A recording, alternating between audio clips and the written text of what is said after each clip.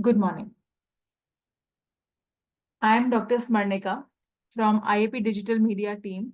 I will be the host for today's webinar on screening for diabetes and preventive tips with resource person Dr. Swapna Jaswanth. It is being organized by IAPWC Goa. The Indian Association of Physiotherapists is the oldest and largest association representing physiotherapists in India since 1955. The IAP digital media team consists of a group of physios who handle Zoom platform, webinar live streaming, and IAP profiles on social media platforms like Facebook, Instagram, Twitter, LinkedIn, and YouTube. Follow IAP profiles on these social media to receive notifications for our events such as webinars, workshops, CMEs, conferences, health camps, blood donation drive, and to know about recent updates on physiotherapy. Subscribe to IAP YouTube channel for notifications of our live webinars. In playlist section of this channel, webinars are segregated into various folders on topics like orthopedics, neurology, sports and fitness, pediatrics, cardiopulmonary, women's health, research, cancer, rehab, etc. for easy access. The social media links will be shared shortly in the chat.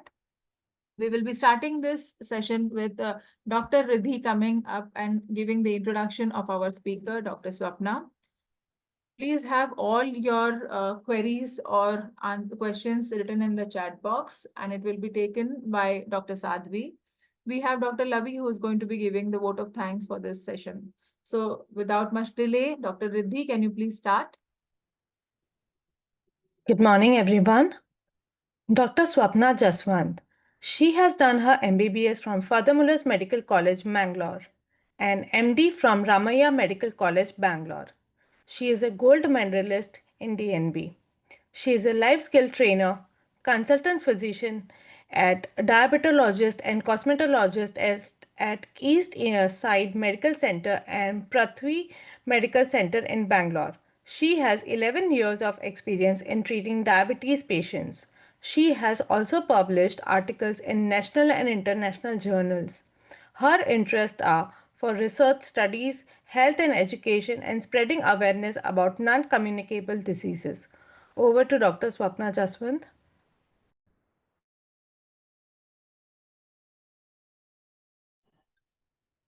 Good morning, everyone. Am I audible?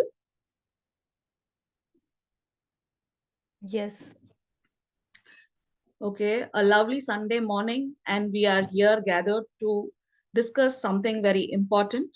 And today's topic is on screening and prevention for diabetes. Thank you, Dr. Riddhi, for having me here and share my knowledge on diabetes. So, good morning, everyone. I would like to give you some information on screening and prevention of diabetes, which is the need of the hour. Everyone, in each and every one home, we see that somebody or the other is suffering from diabetes. And even if you ask children, they might be tell that, yes, my granny or my grandfather, or including their parents, are suffering from diabetes. Diabetes is become a household problem, and each and every home in India is suffering from diabetes. So it is high time that we start screening individuals to see whether they are having diabetes and also take preventive measures to prevent diabetes. So early detection and lifestyle intervention go a long way and save many lives as much as possible in terms of diabetes, which is a chronic non-communicable disease, which is the current topic which India needs to focus in each and everyone's house. So let's take this topic ahead.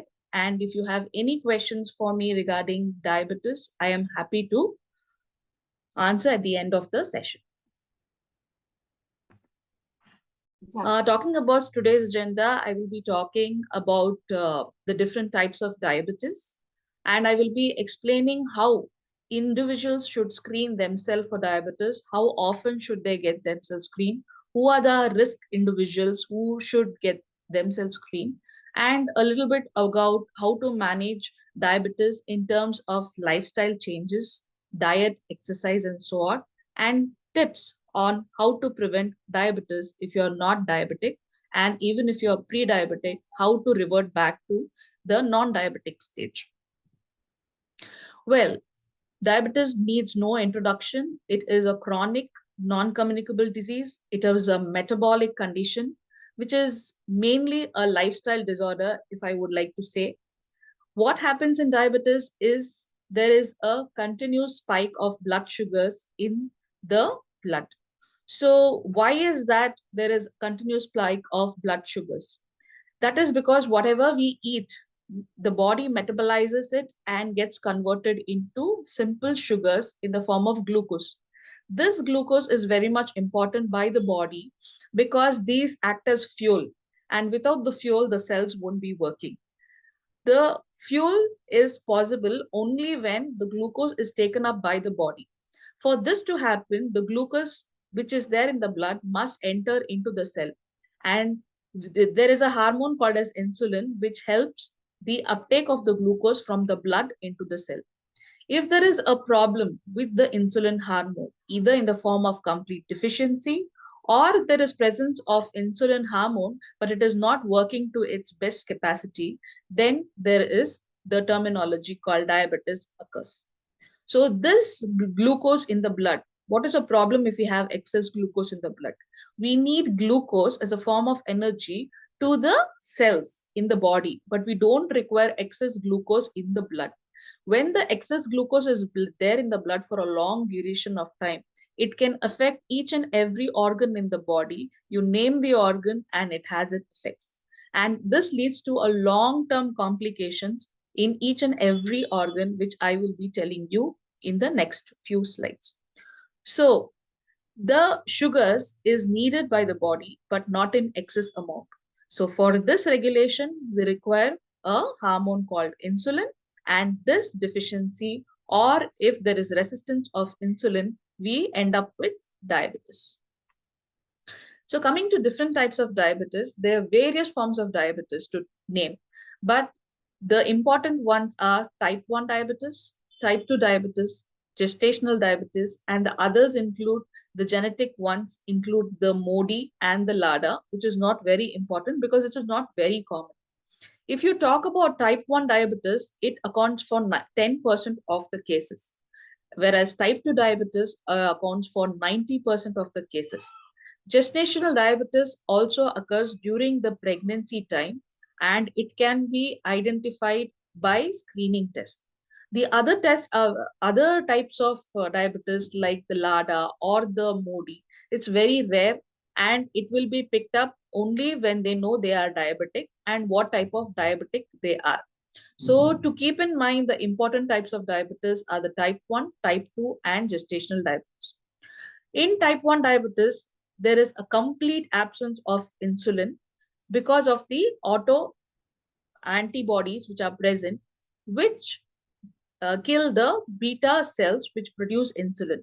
When this happens, there is absence of insulin. As I told you before, if the sugars in the body needs to be taken up by the cells, we require the hormone insulin. When there is no insulin at all, so the glucose is not utilized by the body, there is no energy. So for this sort of diabetes, there is compulsory, we have to give insulin in the form of injections. Those are the type 1 diabetes. You can see type 1 diabetes among the children or in young adults most probably, but you can see even the type 1 diabetes, even in a little older adults, can be there. Most of the time, it's seen in children and young adults. Type 2 diabetes, these are the ones, there are 90% of the people who are diabetic with type 2 diabetes. This is mainly a lifestyle disorder. If you look at type 2 diabetes, there is a insulin production, but it is not sufficient or it is not acting well at the cellular level. So first what happens is the insulin resistance takes place, followed by they end up with pre-diabetes, and then the diabetes is formed. So that is about type 2 diabetes. Gestational diabetes, this occurs only during the pregnancy. Usually women are not diabetic before pregnancy. When they are pregnant, the placental hormones come into play and they prevent the action of insulin, and this causes diabetes during their gestation, that is during the pregnancy. It can cause problem both in the mother as well as in the child if not recognized, and the complications may be very high. So this is about gestational diabetes. I won't be dealing with other type of diabetes like the MODY or the LADAs because it is not the very frequent types. Talking about diabetes in India, India has become the capital of the world in terms of diabetes. So it is very, very common to see diabetes in each and every person home. If you look at a new study done in Lancet, it estimates around 101 million people in India. That accounts for around 10 crore people in India are suffering from diabetes, which accounts for 11.4% of the total population are living with diabetes. If you talk about pre-diabetes, that is before becoming diabetes, the condition is called as pre-diabetes, which can be reversed to a greater extent. That if you look at the numbers, it's around 136 million people. It accounts for around 13 crore people. And if you talk about the population percentage, it is around 15.3% of the total population are having pre-diabetes. This is alarming, very, very alarming, right? Most common type, as I told you, 90% of all the diabetes are type 2 diabetes. It is a lifestyle and a metabolic disorder. And pre-diabetes, conversion to diabetes. As I told you, pre-diabetic is a stage before getting into diabetes. So pre-diabetic to convert to diabetic, they convert to diabetic very fast. More than 60% of the people who are having pre-diabetes end up becoming diabetic in just next 5 years. So you can understand the importance of screening. So if you are diabetic, you can do a various things to prevent yourself becoming a diabetic from pre-diabetic. And if you look at the prevalence of diabetes, the burden of diabetes, it is seen that state-wise, Goa accounts for 26.4%, Puducherry of 26.3%, Kerala 25.5%. It's not that other states are not affected, the other states are also affected, but the number of people with highest burden has been depicted in this slide. Talking about risk factors for diabetes, as I told you, diabetes is a lifestyle and a metabolic disorder. It's a chronic non-communicable disease. There are certain factors which are modifiable and certain factors which are non-modifiable. So non-modifiable factors are age. With the increasing age, it is seen that the diabetes incidence has been increasing over a period of time. It is seen that among the males compared to females, there is higher burden of diabetes. Ethnicity, it is seen that the South Asian, particularly Indians, have higher preponderance to get diabetes compared to the Africans or the whites. Genetic, it is also determined that if there is a genetic origin for diabetes, if one parent is suffering, the chances of getting diabetes in the child is 40%. And if both the parents are diabetic, the chances of getting diabetic is around 70%. So genetic factors also plays a role. Along with the environmental factors also play a role.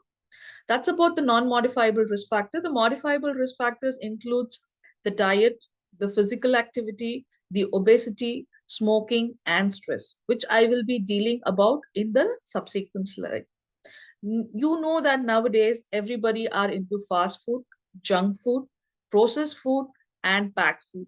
There is no idea of wholesome food, cooking at home. These things have been coming down slowly and drastically over a period of years. Physical activity, everybody working, but most sort of it is a sedentary sort of lifestyle. As we move high up in the technology, we are becoming sedentary over a period of time. This is leading to obesity. Obesity is leading to a lot of non-communicable disease, diabetes being one among them. Smoking also is of a risk factor, which is modifiable. If stopped, it can reverse diabetes. Smoking, it causes the action of insulin to be derailed.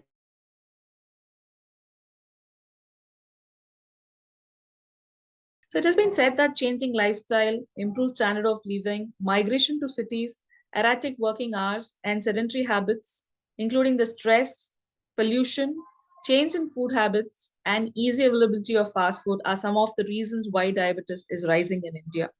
We need to give a big thought about this, where we are progressing, and what is happening with diabetes is needs to be had a thought in mind in each and everybody's home. So coming to symptoms of diabetes, most of them think that diabetes, only sugars are rise and there is no symptoms at all. No, there are symptoms pertaining to diabetes which needs to be kept in mind. So a person, if they are diabetic, they have increased thirst, excessive urination. Also, they may feel very tired and fatigued, and they have unexplained weight loss in spite of eating well. They may have feeling of numbness or tingling in the hands or feet. You must also have seen that diabetics, if they get hurt, they get healed very slowly.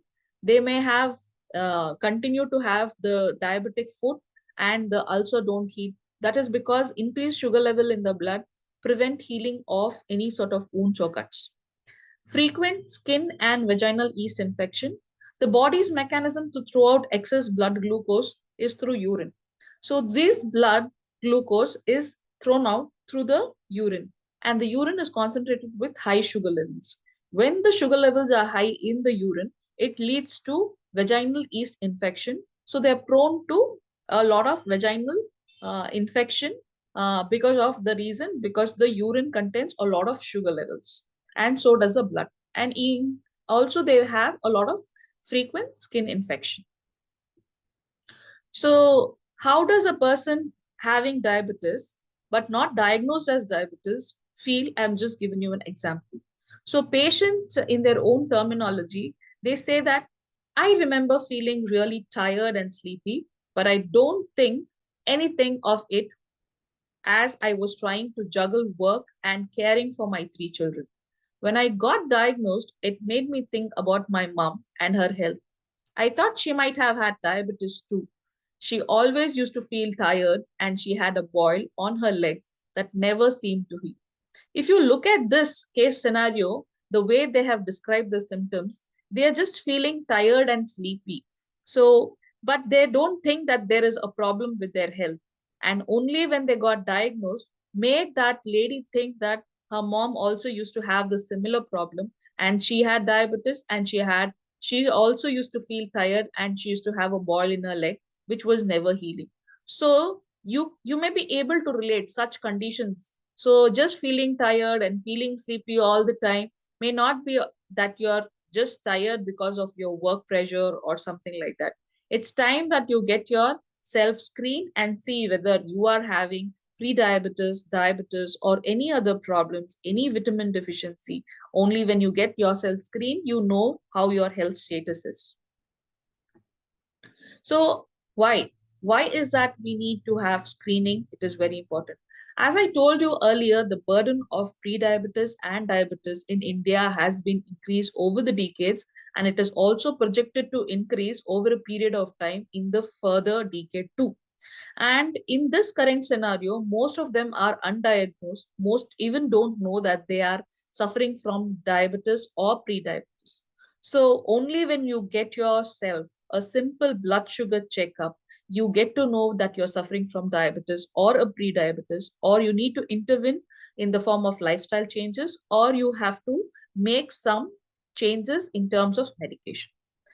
Early detection prevents complication. So it is a myth that everybody holds that prevention is just before the occurrence of the disease. No, even after the disease have started, you can prevent a lot more. So at any point, you can prevent further things which is going to happen. Like example, a person is turned out to be pre-diabetic, you can prevent that person become a diabetic. If a person is diagnosed as diabetic, you can prevent that person getting into complication and lead a healthy life with a improved quality of life. It's very, very important for a person to live a life which is full with quality of life is very, very important. So it can be prevented. The complications can be prevented. Okay. A person is diabetic. He's also having certain complication. You can prevent that complication to a dreaded complication furthermore by preventing. So prevention can be added up at any phase of the disease. So it's just not before the occurrence of the disease. It can be done at any point. That needs to be kept in mind. So preventing the diabetic in the early stages prevents the complication in the long run. Also, it reduces the burden on the healthcare. As I told you, we are grappling with a lot of problems, both the communicable and non-communicable disease. So diabetes, if it is in this huge way, the burden on the healthcare system is also very high. So taking care of these people poses a lot of expenditure, both at a personal level and at the government level, in treating this patient at the hospital, at the OPD. Out of pocket expenditure is increasing when a person gets diagnosed as diabetic. We can reduce a lot more by keeping ourselves healthy, by just taking the changes required. It also improves the quality of life. What is a life lived when the quality is impaired drastically, that you're not able to walk, you're not able to do your daily routine? So if the quality of life is improved, a person can do wonders. So if you want to have a good quality of life and want to prevent diabetes, a few changes needs to be done, and that I will be explaining in the further slides. So the next question you may ask, who should be screened? Well, anybody who is more than 40 years of age can be screened for diabetes, but there is no hard and fast rule that a person above 40 needs to be screened. Even those who are overweight or obese, like BMI, if you calculate the BMI,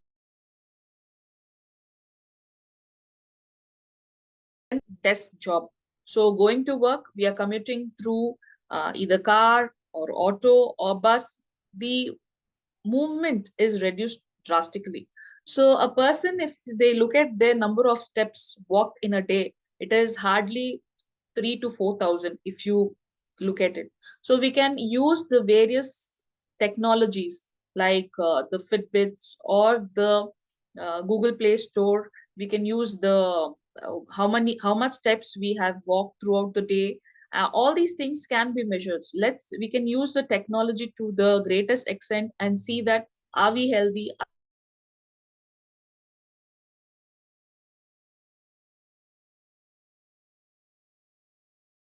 Please bear with us while we are reconnecting, doctor.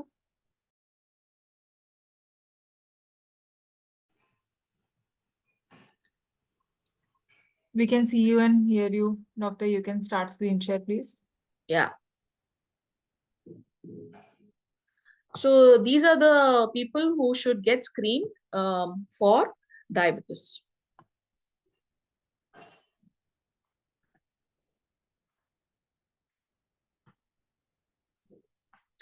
So let's talk about what are the common screening tests one should get done to know that they are diabetic or not. So these are the few tests which I have written down here. So one is the fasting blood glucose. So a person needs to know whether they are diabetic or not. They need to fast for 8 hours, and they should not be having any sort of food or drinks during this time except water. And they have to get their blood checked for their fasting blood glucose level. That is one. I will just let you know what should be the values in this next slide. This is one. Second one can get themselves checked for HbA1c, that is glycated hemoglobin. This will give you an average of 3 months blood glucose a person is having. So the fasting blood glucose can vary according to a person previous intake or not. But the HbA1c, which will give you an average of 3 months blood sugar, that is one of the best methods to know whether the person is diabetic or not. The next test is called as OGTT, that is oral glucose tolerant test. This is usually done among the pregnant women during their pregnancy. This 75 gram of glucose is given along with 200 ml of water, and then they check their blood glucose for the first hour, then the second hour, and they see the values and they get to know whether they are diabetic or not. Also, a person can also check their sugars randomly by using the glucometer and know whether they are having high blood sugars or not. I am sharing you the values which you need to keep in mind to know whether you are having diabetes or not. So these are the 4 important tests one should get done, or any one of the any one or all the things can be done. As I told you, a fasting blood glucose can be done, or glycated hemoglobin HbA1c can be done. OGTT usually done among the pregnant women, and a random blood sugar anybody can be done. Nowadays, even if you go in the park for a walk, You might see many people having a glucometer for a blood checkup done. So you can go there, get your blood sugar checked, and if the values are beyond a certain level, which I will be telling you, you can consult your doctor and make your informed decision there. So interpreting the results. As I told you, you can get your fasting blood sugar done. Normal fasting blood sugars are usually less than 100 in the normal person. And if they are pre-diabetic, the fasting blood sugar is somewhere between 100 to 125. And in case of diabetic, the fasting blood sugar goes beyond 126 milligram per deciliter. So if your fasting blood sugar is more than 126, it needs to create an alarm in your mind. Are you in the stage of pre-diabetes or diabetes? Second is HbA1c. HbA1c, if the values are less than 5.7, usually they are having normal sugar levels, they are not pre-diabetic. And if their sugar levels are between 5.7 to 6.4, they are mostly a pre-diabetic stage. And if their HbA1c is more than 6.5, they are high chances of having diabetes. Among the OGTT, that is oral glucose tolerance test, they check for the blood sugar here immediately after 1 hour, 2 hours, and thereafter. So if it is less than 140, it's usually having normal sugar levels. If it is between 140 and 199, it's considered to be pre-diabetics. And if it is more than 200, it is considered to be diabetic. So there are various values set. You need not worry about all these things, but you can consider yourself getting test with a fasting blood glucose or HbA1c or a OGTT. OGTT is really not required unless you are a pregnant woman. And also, if your fasting is more than 126, if your HbA1c is more than 6.5, mostly they might ask you to get a postprandial blood sugar to know where you stand. Or you can get your random blood sugar done. If your random blood sugar is showing more than 200 most of the time, it's time you consult your doctor and get yourself tested for various other parameters to know that you are having diabetes. So complication in diabetes, there are a lot of complication in diabetes. As I told you, just the sugar level being high in the blood results in a lot of complication to various organs. You name an organ and it has a complication. For the eyes, it causes retinopathy. In the kidney, it causes nephropathy. If it is affecting the nerves, it causes neuropathy. And it is also seen that those who are diabetic have a higher risk of heart attack and other cardiovascular disease. And also the risk of stroke is doubled among the diabetics. And you must have seen that the ulcers don't heal among the diabetics. So they're prone for foot ulcers, and that is non-healing. They have to repeatedly keep meeting the hospital to get themselves dressed for the dressing, and it leads to a lot of problem, and the quality of life is impaired among the diabetics. So let's talk. We talked about screening, the various methods to be used for screening. Let's now talk about prevention. As I told you that diabetes is a chronic disease, which is a lifestyle disease. So you can prevent it, and also you can reverse it if you are taking good care of yourself. So small changes leads to big results. You might think that just by avoiding snacks or just by avoiding junk, what is a big thing that I might gain? No, just consider, I just give you an example of it. If you are eating every day 2 biscuits and or 3 biscuits, and that is giving you an extra of 100 kilocalorie, and consider over a period of year 200 kilocalories into 1 year, it is leading to so much calories, and that is going to put on a lot of weight, and that is going to also lead to obesity, insulin resistance, and prediabetes. A small change. Okay, I am not going to snack in between my meals. I am going to have one cheat day in a week. I am not going to binge eat. I'm going to eat as per my satiety center. So these things needs to be kept in mind. These things are going to go a long way. That is why small changes lead to a big result is the prevention strategy which you need to focus on. The important things you need to keep in mind is maintaining a healthy weight. You might ask, what is that as healthy weight? I might give you few tips which you can consider. If your height is 162 centimeter, and if you're weighing 75 kg, that means you are in excess. How so? You have to minus 100 from your height. If you're weighing, if you're measuring 162 centimeter, if you minus 100 in that, it becomes 62. So your average weight should be 62 plus or minus 5. That should be a average ideal weight. So that's a very simple way and easy way of identifying what should be your healthy weight. So you can tell this to others also. So ask them what's their height in centimeter, minus that 100 will give you an approximate weight they should be having. Eating a balanced diet, eat good to feel good. Don't just junk, fuss everything into your stomach just because others are eating, I need to eat that. No, you need to have mindful eating. That's very, very important. Regular physical activity, being yourself fit, will prevent a lot of diseases right now as well as in the future. Avoiding smoking and limiting alcohol. Smoking, as I told you before, it harms the hormone insulin and hence leads to prediabetes and diabetes. Also, limiting alcohol. Socially, drinking alcohol is different, and drinking alcohol daily is also different, and that also lead to a lot of problems. Screening regularly if at risk. I have already told you those individuals who are at risk of getting diabetes, those individual and anybody who feels that they should know what their blood sugar levels are can get themselves screened and know what their sugar values are. So a little more about diet and exercise because that goes a long way in preventing diabetes. So what about diet in prevention?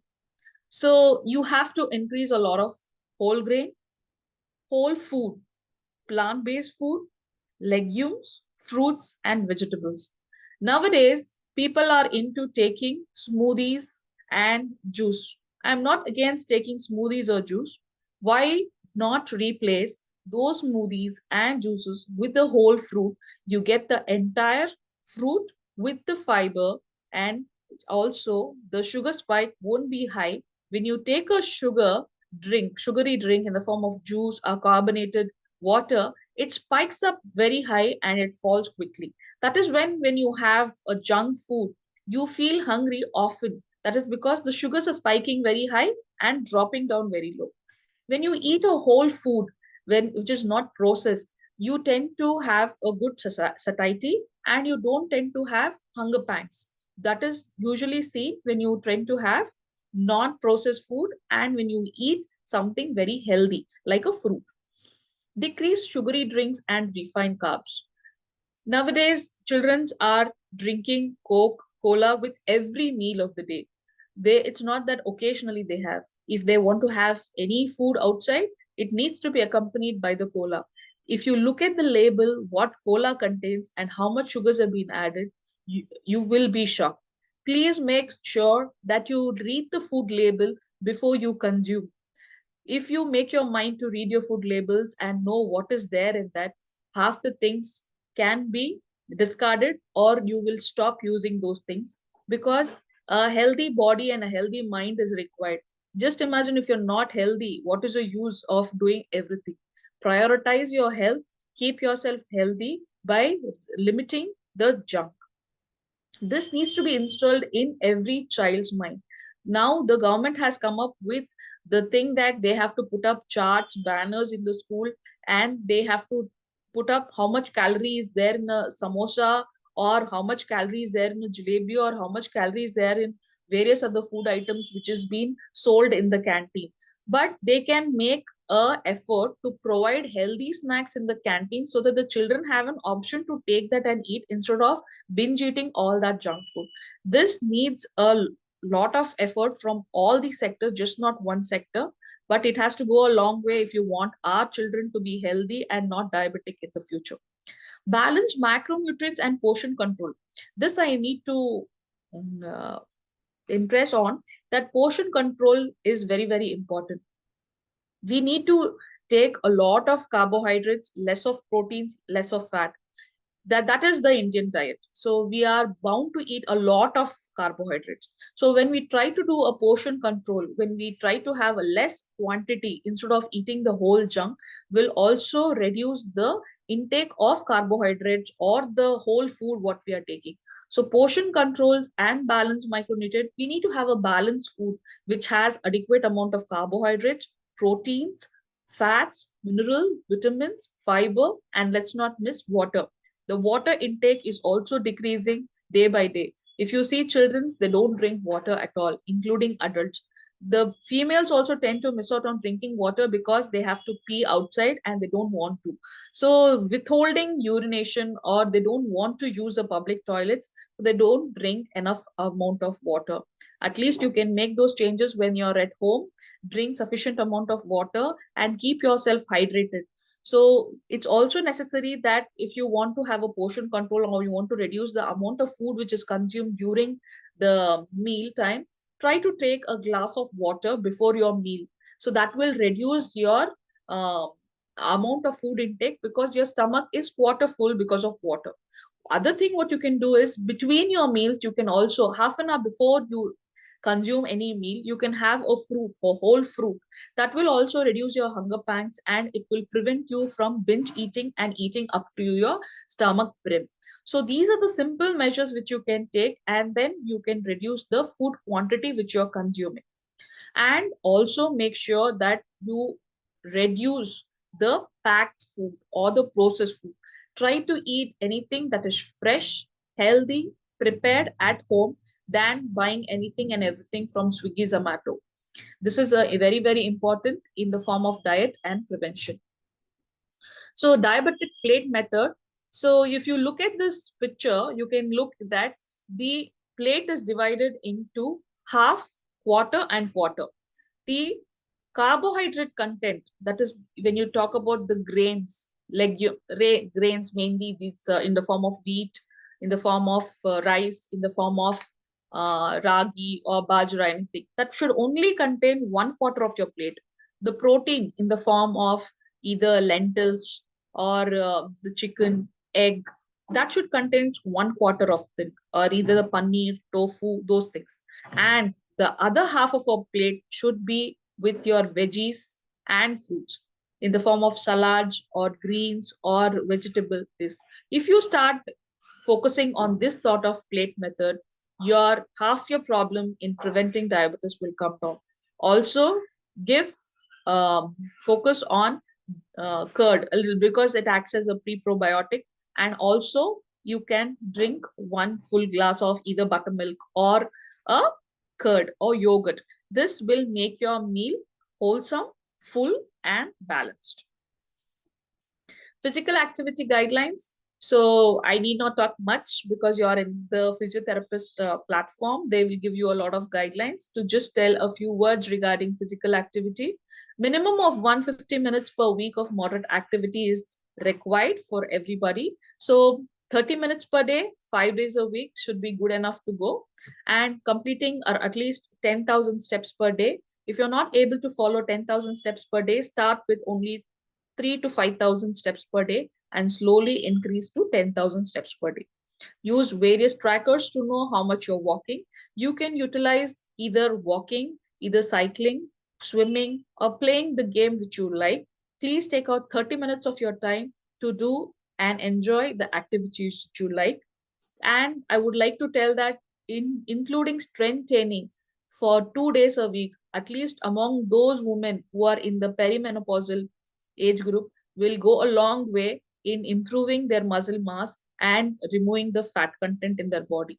It also improves the insulin sensitivity. The major problem in diabetes in PCOS is insulin resistance. So if you want to have insulin sensitivity and better absorption of the glucose by the body, you need to improve your insulin sensitivity. And how do you do that?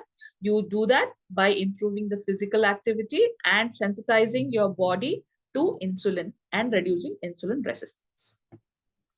So the high risk individuals, as I told you, those at risk who are more than 45, who have diabetic history in their family, who are obese, who are having high cholesterol levels or hypertension, those are the individuals at risk.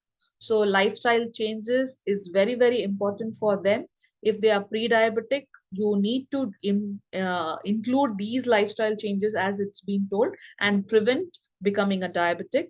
And if you're having the hypertension, dyslipidemia, and various other chronic conditions, that also must be treated before getting yourself treated for diabetes, because everything goes hand in hand.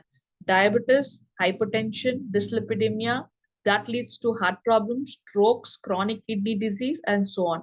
So if you want to control sugar levels, you need to treat other comorbid conditions too. A regular follow-up with the doctor is very, very important, and getting to be aware about your uh, blood glucose level.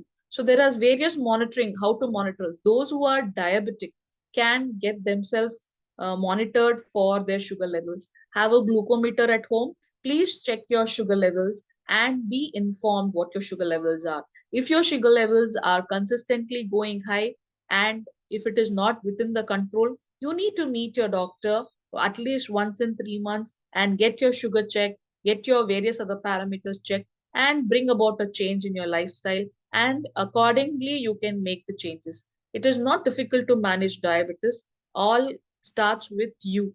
If you make an effort, the whole thing can be reversed or it can be remitted. So it starts with everyone, each and everyone it needs to start with. So I would like to conclude this session by telling that early screening is nothing but prevention, leads to prevention, and prevention can be of any sort. It can be primary, secondary, or tertiary prevention. Any stage the disease can be prevented. A lifestyle modification is the key, and we have to encourage each and every one to get their sugars checked up if they're having symptoms of diabetes. And you can use either fasting blood glucose, a glycated hemoglobin, OGTT, that is oral glucose tolerance test, or a random blood sugar to know where you stand in terms of your sugar levels. And also using those preventive tips which I have given you in terms of diet, in terms of physical activity, and everything can be done. So please spread this awareness about diabetes to your near and dear ones, and also share about whatever you have learned in today's session to your family members, so they can go and get themselves screened. So the important call to action is get your blood sugar checked if you're more than 40 years. Educate your family and friends regarding the dangers and the complication of diabetes. A small lifestyle changes is equal to big health win. Please prioritize your health, and do let me know if I can help you in any form. If you are having diabetes or pre-diabetes, we can work together and reduce the burden of diabetes everywhere. Thank you. Dr. Sadhvi. Thank you so much, ma'am, for the informative session.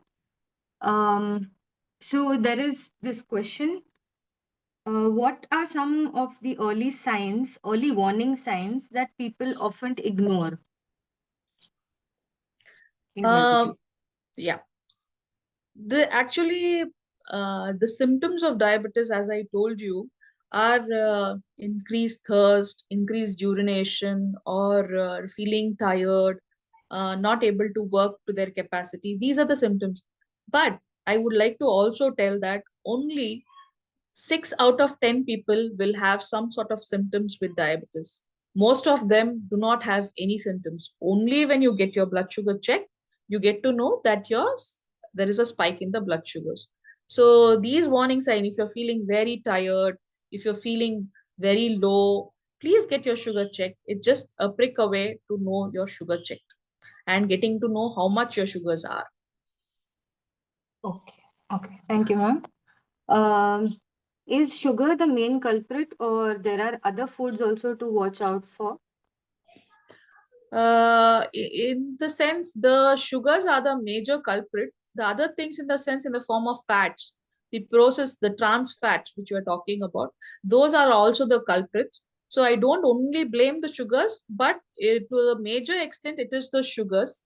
And even on cutting down the sugars to a major extent will go a long way, because we are taking the different sort of drinks in the form of beverages, in the carbonated drinks, or the fruit juices. Just think about the amount of sugars we are using. We are preparing milk and giving to our children, the amount of sugars we are adding. We are taking in dessert, the amount of sugar we are adding. I think just cutting down the total amount of sugars along with uh, um, the fats what we are using, those can prevent you from getting the diabetes. It's just a mindful eating, which needs to be inculcated in the child and everybody, whoever is eating. What is healthy, what is not healthy, what is junk, which is not junk, and anything which is freshly prepared and good to have. It's a whole food, whole grain based, plant based. It's good to go. Okay, ma'am. The next question is, how can a physiotherapist play a role in front line to prevent diabetes?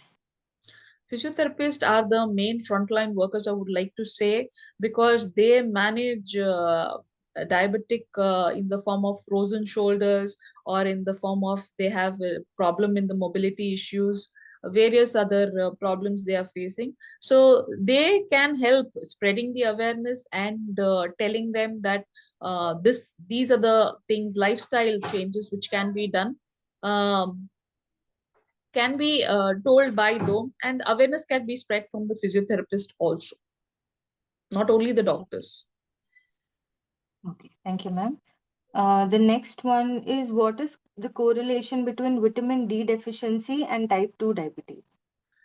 In Indian scenario, most of them are deficient with vitamin D, more so among the diabetic.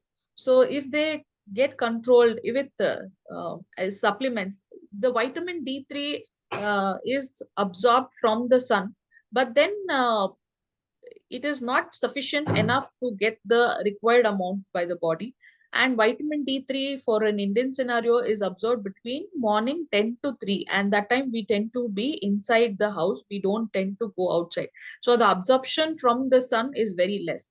So please get your vitamin D3 checked. And if it is very less, you need to be supplemented with the vitamin D3 shots, which can be consulted by the doctor. Yes, there is a correlation with vitamin D3 and diabetes also. When vitamin D3 is getting better, the chances of diabetes also can come down, but not to a major extent. Yeah, it is one of the supplement required among the diabetes. Okay, ma'am. Thank you. Um, Another question is, does PCOS increase the risk for diabetes 2, type 2? Sorry, can you please repeat the question? Does PCOS or PCOD increase the risk for type 2 diabetes? Yes, yes. The thing is, in PCOS, it is mainly with respect to insulin resistance. As I told you, insulin resistance leads to poor absorption of blood glucose. Over a long run, when this PCOS is not addressed, then it may turn to pre-diabetic, and pre-diabetic may turn to diabetic. Same is the case in gestational diabetes also. They are diabetic only during that period of time, but after that there may be chances of getting the diabetes in the future. So that is the reason why these PCOS as well as gestational diabetic women should be screened every 1 to 3 years to know what their sugar status are. Yes, PCOS is a chance of getting a pre-diabetes in the young itself if not controlled well. Okay, okay, thank you, ma'am. Next is, ma'am, what's your take on consumption of fruits? Whether there is a specific time or amount of fruits that you need to eat in a day to avoid uh, diabetes? yes, it's one of the good questions, thank you. It is not that diabetics are should refrain themselves from having fruits. They can have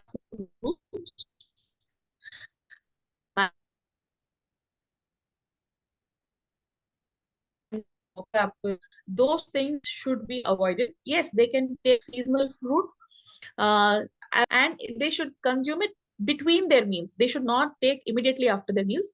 They should take after their, I mean, if they're taking morning breakfast and lunch, between their meals around 11 o'clock, they can just have a whole fruit, and they can have papaya, or they can have apple, they can have a small banana.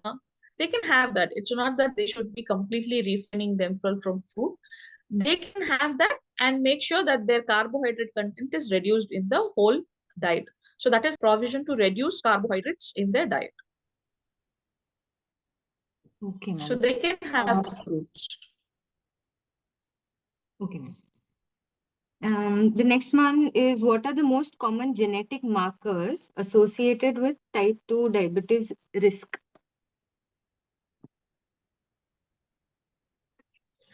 Type 2 diabetes as such, it's not a genetic. Genetic plays a role. As I told you that if the parents are diabetic, then the chances of the child becoming diabetic is 30 to 70% if 1% or 2% is diabetic. But we are not going into the genetic checkup as of now. Mainly we're focusing on the lifestyle changes, because that's the one. The genetic creation of diabetic is very, very low. Like the MODI, the maturity onset diabetic of young, that's the one form which is genetic forms are there in the type 2 diabetes. When the genetic along with the environmental factors come into play together, that is when a person become diabetic. If a person, though he is having a genetic influence from his parents, but his environmental influence in the form of diet, physical activity, everything is good enough, he might able to suppress his genetic disorders to a larger extent if his environmental conditions are kept in mind. So it plays a lot of importance that how all these lifestyle changes are coming into play. If there is a strong genetic predisposition, and if there is a strong sedentary lifestyle and uh, uh, eating disorder behavior, these things combine to get added to become much more pronounced diabetic in the future. So as such, in diabetic type 2 diabetes particularly, the genetic don't come into play to a major extent as compared to MODY, that is MODY, a particular type of diabetic which has a genetic form of influence. Okay. Thank you so much, ma'am. I think that is with all the questions. Dr. Lavi, please take over. Yeah, I'm audible now. I'm audible now. Yes, you are audible. Yeah, you're audible. Okay. A very good morning, everyone. I, Dr. Lavi Jain, I feel very gratified for having been this opportunity on the behalf of IAPWC Goa present the vote of thanks for today's webinar. I would like to thank today's speaker, Dr. Swapna Jaswanth. Thanks for the beneficial explanation. I want to take this opportunity to thank IAP Central Committee for providing us this platform. I also express my sincere gratitude to the technical team and our IAP Women's Council and all members of IAPWC Goa for their relentless efforts and time towards the Women's Council. Last but not the least, I appreciate our attendees for taking their time out and making this webinar a successful event. I am sure today's webinar was a great learning experience. I hope you all have a great day and a wonderful weekend ahead. Thank you, ma'am.